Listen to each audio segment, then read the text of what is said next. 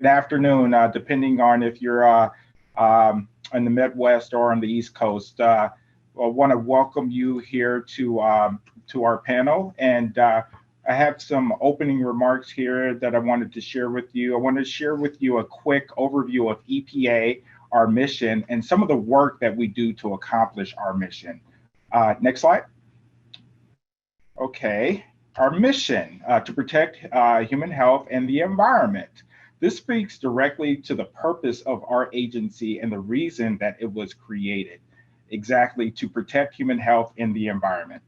Okay, next slide. And how we accomplish our mission.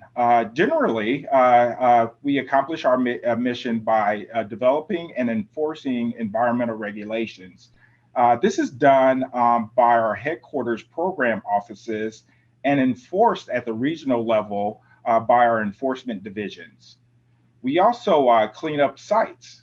This is done by our Superfund division, our Land and Chemicals and Redevelopment division, and our Great Lakes National Program Office.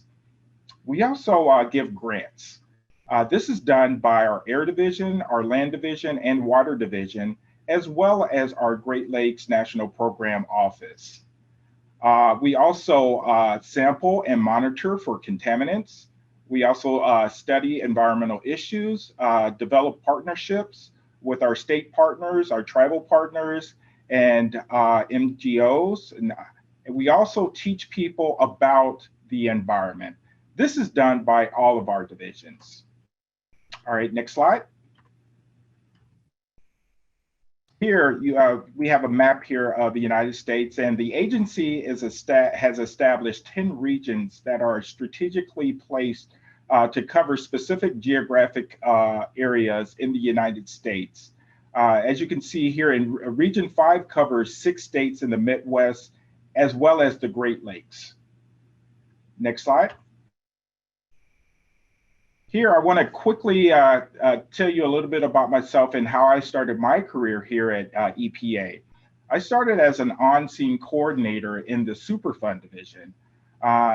With this, I was responsible for monitoring and providing direct oversight for emergency responses to oil spills and hazmat releases that were reported to the federal government.